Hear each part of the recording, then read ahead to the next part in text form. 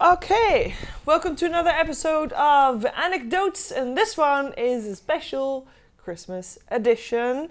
Merry Christmas, everybody. Happy holidays, right? Yes. That's very American. Well, yeah, I mean... In the Netherlands, nobody would take offense to someone saying Merry Christmas, but I know that in America, people do, sometimes. Yeah, it's complicated. I mean, personally... I feel like the sentiment is pretty much the same no matter what you say. Yes. Just because it is. Yeah. But Happy holidays. The thing is, people really like to get offended, especially on behalf of other people that might not even know that they're offended. Yes. But now if you tell them, they can, I don't know. All right. I like to think about Jimmy. What would Jimmy think? Jimmy... is an alpaca. He doesn't care. He's just looking to spread some cheer and love. He's a stick alpaca. My man, Jimmy. So, in this special Christmas edition, we figured we'd talk a little bit about our Christmas experiences, our holiday experiences, and maybe we talk a little bit about that in relation to Dota 2 and how that might have changed over the years. But, you know, it's just it's a separate episode specifically for the holidays. So, yeah. And I will start. I will say that with my family, this year is going to be different, but generally with my family, what we used to do is we go to one of the brothers or sisters of my mom's side. And she has two sisters and one brother. And every year they host a Christmas party at one of their houses, so 4 different houses, so including ours. And then all of that family plus kids come together, and one family is responsible for the main course, one family is responsible for the dessert, one for the entrees, one for the just bites beforehand, and then it's just it's focused around food, and that's basically the evening. Everybody arrives at like 4. People start with the bites like 4:30, and then it goes to entree, to dinner, to dessert, and then everybody goes home. yeah, I mean, what's cool about holidays and just in general, like throughout all of human history, it's always food. Yeah. Food is the center of our lives here, and it has been for people on this planet for eons. For most. I would say that all the holidays that stick have some, you're eating. Yeah. You don't get together at mom's house because she's got the best Scrabble board game. It's because you're going to have a meal there. And it's also a big reason where I think, at least in America, I don't know if the sentiment's the same in Europe because it's different, but your friends will hang out with you on the couch, sure. But the real family, the real close people, you're sitting in the kitchen together. You're at the table, maybe a snack, a coffee, a tea, and it's comfortable. That's where like you really feel the energy of a home in the kitchen. Yeah. But to your point, what do you do when your family celebrates Christmas or holidays? Well, it depends. So what was the tradition when you were growing up? Well, it was all a bit... Well, it's interesting because my grandfather is I think, Russian Jew. So we would celebrate Hanukkah at his house. Hanukkah is a little bit after Christmas or before? Before. But my grandmother that he's married to was, I think, an Irish Catholic. But then they celebrated, I don't know, it was all very complicated. But my dad and my mom, we would also celebrate Christmas. Well, my parents are divorced, so nowadays, traditionally, we're at my mom's house.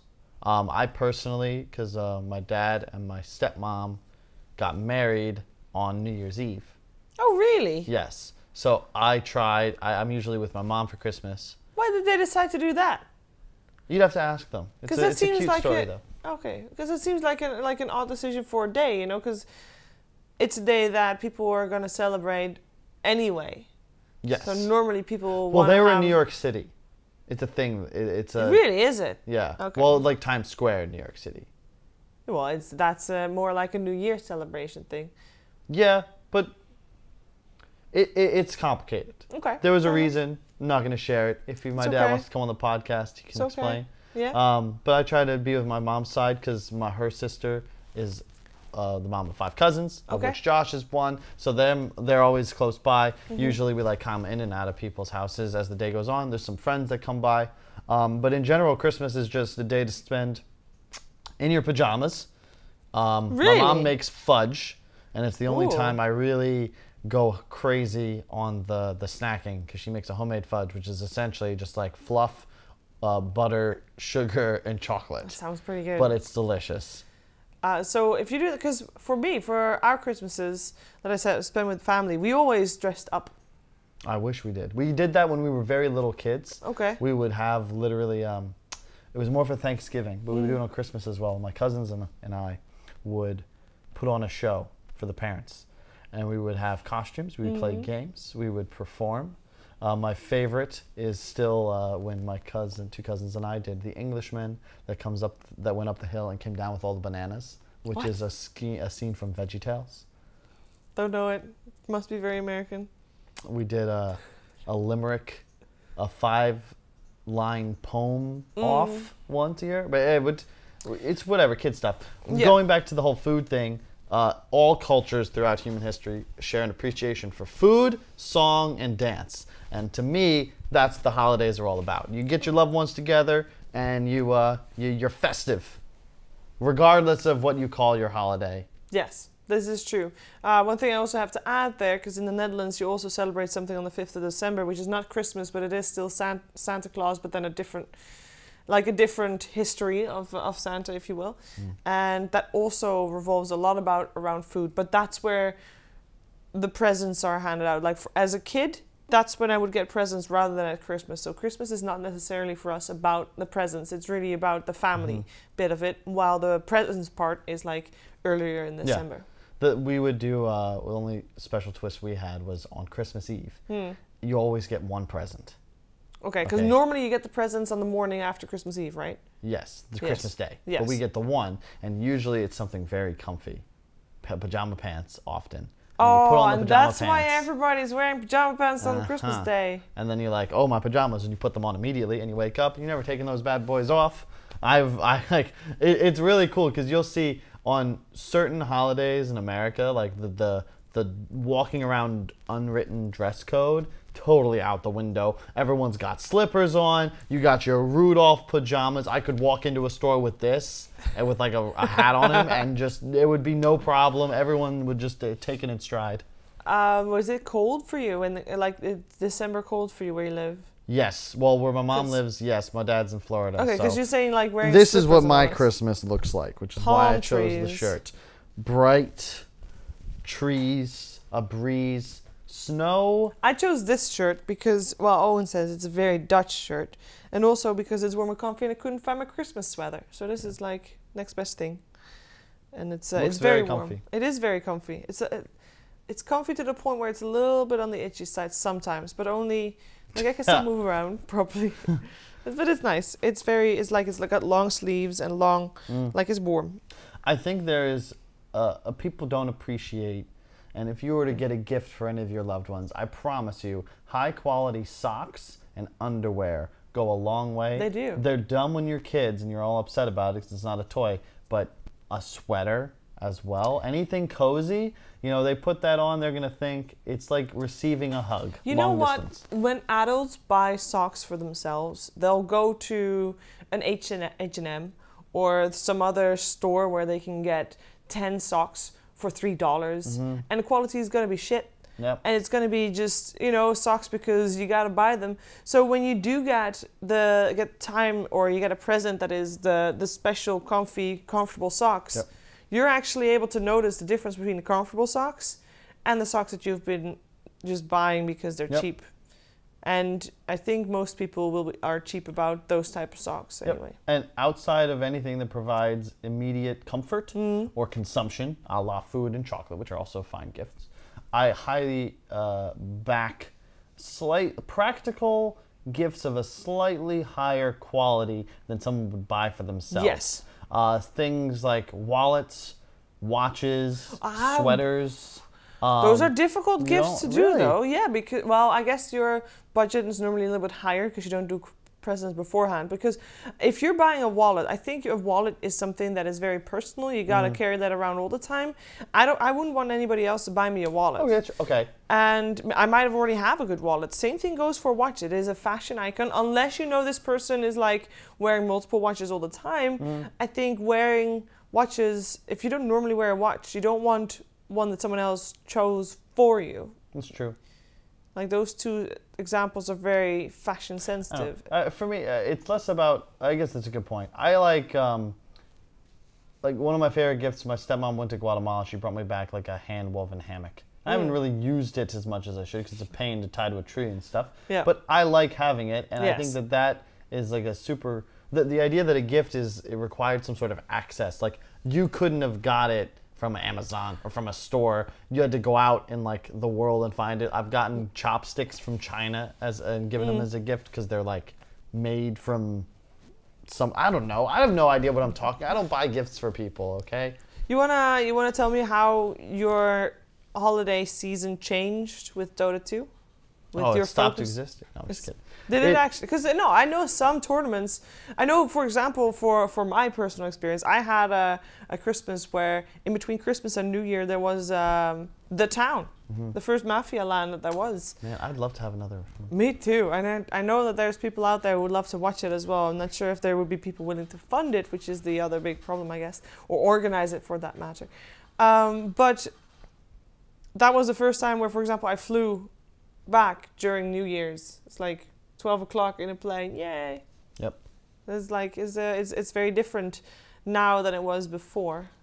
It's like it is time off normally though, Christmas. Well, what's interesting is like, so Thanksgiving is big, and that was like a big holiday for my family. Yeah. But I missed it like 5 years in a row because of esports. Zach missed it this year again because of esports, and it's like one we can never make. Yeah. But Christmas, and part of why I always think to me it's the Christmas holiday, because that's what you get off for. And it doesn't matter that I work in gaming and my cousin might work in a store and another brother is going to school and my dad or mom have these other real jobs. Everyone is off on Christmas, usually through that week. What about the people that work in restaurants? Yeah, there has to be a special mention for those. Yes, well, they make a lot more money. They do. Over those weeks. Well, that week specifically. And so it's a gimme. Yeah, because there are people that work on Christmas and New Year's, and shout out to those people sacrificing their Christmas and New Year's for our benefit. For example, hospitals. It's true. That's a very good point. For me, this Christmas specifically is because I know every time Christmas, like I'm not gonna. Normally, there's no jobs around Christmas and New Year's, so I knew that was a mandatory break period. And as talent is normally very difficult to decline events because it's your livelihood, and you feel like every time you turn an event down, you're giving someone else. Perhaps you're giving someone else a shot to replace you, or you're losing out on exposure. You're losing out on basically your payment, your wage. And for me, I knew that I had to take a break somewhere because of surgery, and now I have the surgery 1 week before Christmas. So, which by the way was totally yesterday or something, because we're going to release this during Christmas. Yeah, something like that. Oh, well. Yeah. I recovered remarkably fast. Yeah, congratulations. Thank you. I specifically wanted to get the slot that I have right now, that is like right before Christmas, just so that I have that extra week because it's mandatory free. What's funny is like I had a surgery, not quite as serious, and it was only like 45 minutes. Okay. But still, I chose to do it the week before Christmas. Yeah. Because it was the only way. It was like it was average like a week recovery time. But in case there was any sort of complication, it became 2 weeks. It was literally the only time I could have done it. I actually think it was December 18th, which exact same day as me this time. Yeah, I'm like 95% sure because that's familiar to me. And then I rested. I did family with the holidays, and I'm playing Dota on New Year's Day, and that's just kind of how it goes. And that goes like that's why this time is special, I think, in esports because it's in all games. Yes. It is the only time the entire year where esports is literally shut down. Yeah. From December 25th. I'm not even going to say the 24th, okay? Because in fact, I know that there's an event. I'm probably that ends going. on the 23rd. Yeah, I'm going to be in Mumbai, I think, and flying home on the 24th this year, and that's like kind of ludicrous to me. But the 25th to the 31st, that's family time. Use it, love it, and or recover. Well, so good luck with the surgery. Thank you. But it totally already happened. Oh. Oh, yeah. But no, I think that is actually, I think there were some tournament organizers that still tried to plan some things during that time. But the fact of the matter is, it should be free time. I would argue that we need like a month in Dota that's just off season. Seriously. Every other or a lot of the other games have off seasons like that. Yeah. And I know that for Dota 2, it is meant to be after TI. But if you're a player, you can't take that off. Because, well, this year especially, it was 2 weeks after TI ended. The qualifier started for the first major. That is crazy. Yeah, there is no break, especially if you lost. You need a new team. You got to demonstrate. Look, we're good now. Yeah, you're trying to compete.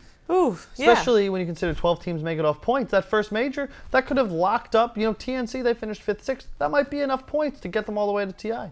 Yeah, crazy. I'm happy that everybody is going to get a break in around Christmas. Right now. Around the holidays. Hope right you're now. Watching. Yes, totally now. This is why this is Christmas episode, and we wish you a very happy holidays. We hope you spend it either with loved ones or with great food, or with and loved ones can be animals as well, or just make sure that you have a good time no matter what you choose to do. And any final words? I don't know. That was really well put. I don't know what to say. I would just say that I don't know. I was going to be more ominous. I'll just do it. Well, I want to just, because there's also a large portion, there seems to be a large portion of people that are sometimes like, this is also the period, like if you are alone, you're mostly lonely during the holidays. Yep. There's a lot of people out there that are fine just being talked to. Just find people, find human interaction, and talk about things. And also communicate. There's a Bill Burr line that's really nice, which is that the only thing worse than waking up alone is waking up next to the wrong person. That might actually be Robin Williams. I'm not sure. But bear in mind that it is far better. It sucks to be lonely, but it's better to be lonely by yourself than to be lonely and surrounded by a bunch of other people. Yes. Because it's a different kind of loneliness. Yeah. And understand that. And being lonely is not the same as being alone. You don't need to have a happy holidays. Everyone's going to tell you that. Most of them are just saying it to be friendly and don't really care about your problems. I'm one. I really don't care about your problems either. Random viewer number 733. But assuming we'll get 734. But 32 views. I hope that I hope that everyone watching this is happy. I wish all of humans could just take a big step back and say, you know what? We all get lonely. We all have tough times. Let's just normalize it. That's okay. It's okay to not be okay. Exactly. And if you have serious issues, talk about them, because there are people that care. And with that being said, us. No, that's not true. With that being said, thank you for tuning in to another episode of AnecDotes. Hope to see you for the next one in the new year. See you next year. And happy, but other than that, I hope you have kick-ass days, weeks, months, years, lives. And may you all receive what you truly deserve this holiday season. And bye. And bye. Bye-bye.